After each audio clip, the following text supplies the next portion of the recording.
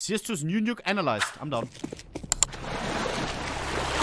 Nuke has come to Counter-Strike 2 So sexy. the biggest map overhaul yet, according to Valve's own overhaul system, which deems the maps we've had already like Dust 2 and Mirage to be minor overhauls, whereas Nuke is considered an upgrade, with new Source 2 lighting and PBR materials and reflections. And I agree with that. The outline of everything is very similar, but the surfaces themselves have been overhauled. Stick your face up to almost any texture on this map and its improved materials are clear to see. The tarmac now has intricate patterns to its cracked surface, almost everything's shiny in some way, and Source 2 is finally capable of displaying the colour red. When we look back, CSGO's surfaces just look browny orange in comparison. Wow. I have another video showing before and afters if you'd like to take your time to study these changes without listening to my voice. Pay attention to the ambient sounds, which have also changed. The rest of this video will cover the other things that I've noticed. Check out the shadows behind this stuff here. Now look at them here. Both of these examples are from CS2, and yet there's very clearly a difference between how these shadows are rendered, with this second example looking worse and more pixelated and blocky. This, That's how my CS2 looked like, no? believe it or not, is Source 2's new lighting, bringing the real-time lighting that CSGO used to have outside indoors. As you're running down Nuke's corridors, look down and you can make out these shadows around your feet, sometimes even seeing two different shadows at once. I'm a little bit sad they're so visibly blocky. The technology has been around to blur the look of these kinds of shadows for over a decade now, but it does at least bring some of the shadows indoors up to outdoors real-time quality, and could affect gameplay by having your shadows give away your position before you turn a corner. These sorts of shadows don't appear until you reach the high shadow setting, and they don't line up with where the lights appear to be in the room. Ooh, I don't like that. Ooh, I don't like that. I don't like that you have to turn, that you have to switch a setting in order to see something that may be giving you an advantage. You know what I mean? Like this right here, you can see the fucking shadow of someone hiding behind the corner. If you have your fucking settings on low, you don't see it if you have a bad PC. If you don't have a 4090. Instead, they're from an extra light entity that's represented in the map's reflections as a white ball.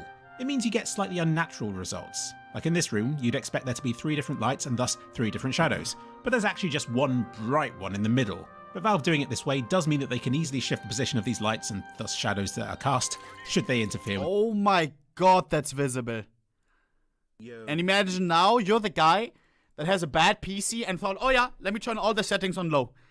Nah. And then your teammates, you see him. In a negative way. There's an especially bright light under the ground in bombsite B, which will cause your character to cast a massive shadow on the ceiling when he's stood in the centre of the site. So there's one of these real-time shadow casting things present in almost every room of Nuke, and it does reveal a player's position in some very important spots. Here he is in this example. And here's a player shadow giving away his position here as well. Wow. Even the sunlight in bombsite A is done using these real-time lights. Look at this! At medium or low shadow setting, this player shadow doesn't appear at all. I don't know what Valve's going to do about this. It seems like a major oversight from them. They're either going to have to make it so that the character shadows are projected at all shadow qualities, or at none at all.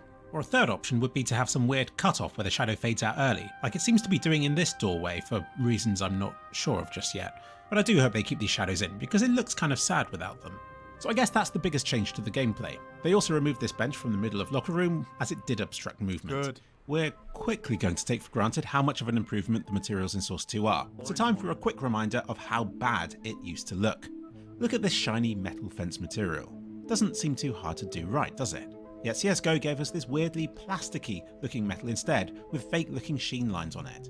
Again, the new one looks like metal, complete with blemishes and reflections. The old one looks like an old grey plastic texture. This example's even better because CSGO appears to have all the new fancy effects on these things already. Its pipes are shiny. And as we move the camera about, the reflections on the walls highlight the many bumps and imperfections with the material. Even the sign has a reflective sheen to it, indicating to us that it's a smooth, flat surface. Am I the only one? Sometimes I watch a streamer. Like today, for example, yesterday I tuned into Trilux's stream. And sometimes I'm unsure. Wait, is he playing CSGO or CS2? I'm not even kidding. And always I then realize, aha, the HUD like at the bottom can't be CS2. I'm not even kidding. CSGO looks so good. Sometimes I think maybe it's because they have some filters on their stream or whatever. I'm telling you, bro. Like he was playing Nuke or something. I was like, no shot. Is he playing CS2? Same? Okay, good. Doesn't seem like anything's missing. And maybe some OBS filters though. From this example. So you That make it wouldn't look better. imagine that CS2 would help improve this much. Yet it does. Now it helps that the reflections of stuff, instead of just being white streaks, now seem to represent the room that they're reflecting. And for those of you who worry CS2 makes everything too shiny, you can breathe a sigh of relief, knowing that the wall, being the bulk of this area, is now significantly less shiny looking than it was before. So it's not that Source 2 makes everything more shiny, it's just capable of being much shinier should it need to be, depending on the material something's made out of and the current lighting conditions. And it's not like it just applies this effect to an object and is done with it. The way in which a single surface interacts with the lighting can vary, depending on whether there are greasy fingerprints or surface scratches, or even what the underlying materials are made from. The white bits of this sign are much shinier than the blue bits, for example. And it's also how all this stuff interacts with the improved shadows. These massive curved concrete structures really do it for me. To see that long, intricate edge where light finally meets dark. And the structure seems to be made of a standard concrete material and doesn't appear to have any fancy lighting effects applied to it. Yet this spot right here just reminds me of the Nate King challenge. The Nate throwing boss, you already know, bro. If you remember, you remember. Throw a nade, it has to be at the highest spot. A smoke grenade, zack, zack.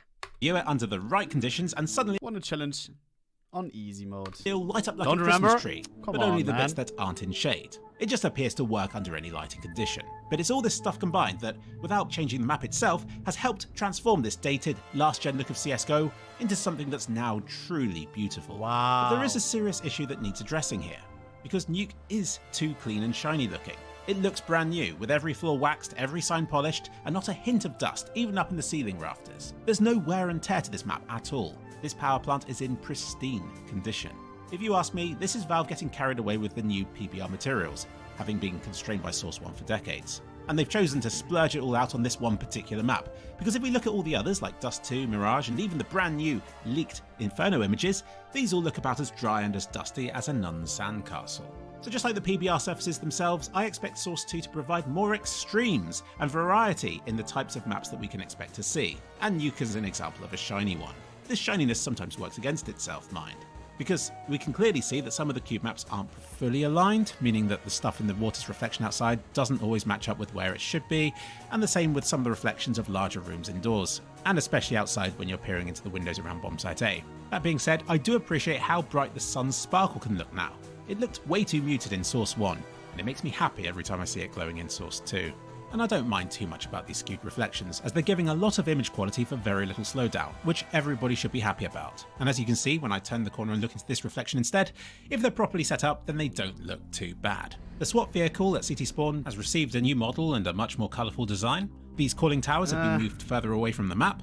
The crashed truck at T-Spawn no longer steams, and it looks in pristine, shiny condition. Valve, please fix. It's especially weird given that some things, like the cooling towers and vents around the map, now emit a new, somewhat 3D looking steam effect. And no matter how far I fly away from the map, it all remains visible. In CSGO, all of the individual objects had manually configured distances where they would start to fade out of existence, which made a lot of the flybys I did in my videos look buggy and distracting. Clearly, this fade out didn't just annoy me, it annoyed Valve too, so much so that they personally sent me some console commands to keep their maps looking nice in my videos. But like you can see here, object fade out no longer seems to be a thing in Source 2. Instead, it uses a GPU culling technique to hide stuff that it thinks is out of view, making everybody's lives easier. Smart. So yeah, there's not too much else to say about the new Nuke. It's very much like the old one, but most surfaces now look much higher in resolution and are generally shinier. I'll end this video with some before and after break effects, which have also been improved or changed. Oh, hell no. No. Bro, what is that? Oh, bro. Break effect. Looks so which have bad also been compared to improved this. or changed. Oh my god. Easy, bro. Easy. But I don't like, I have to be honest, how it bounces back up. You know what I mean? That looks a little bit goofy. It looks like, hey guys, 1 minute paper, yeah, with another paper, and it's like, you know, it looks weird. Maybe just me. The glass breaking effect is not the same as the glass in Half-Life Alyx. In CS2, it all appears to break in one go, just like it did in CSGO. But it now looks but more I don't know what would be a better, like, what would look better. dramatic. I think this just looks a little bit weird. I don't know how it like bounces and then it goes into nothing. Actually, so. Maybe it's too combobulated. You know what I mean? Because it's like the parts fall all the same way. Look. Yeah, it's that, I think. It has to be more discombobulated. You think I'm trolling, but I'm not. So. Look. they all go all the same pieces go into all the same directions. Yeah.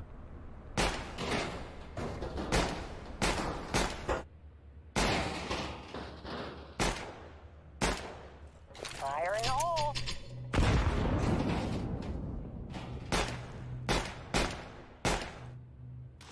Throwing a grenade.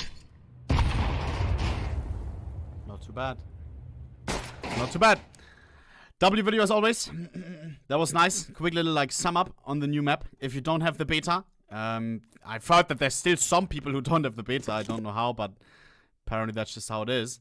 Was a nice fucking sum up. Nice fucking sum up. Zack, zack. Leave 3 clicks some love, of course. If you don't follow him yet, follow him. Hast du etwas Zeit für mich? Singe ich ein Lied für dich von 99 Luftballons. Auf ihrem Weg zum Horizont, denn so viel Leid warten wird. Singe ich ein Lied für dich von 99 Luftballons. Das sowas von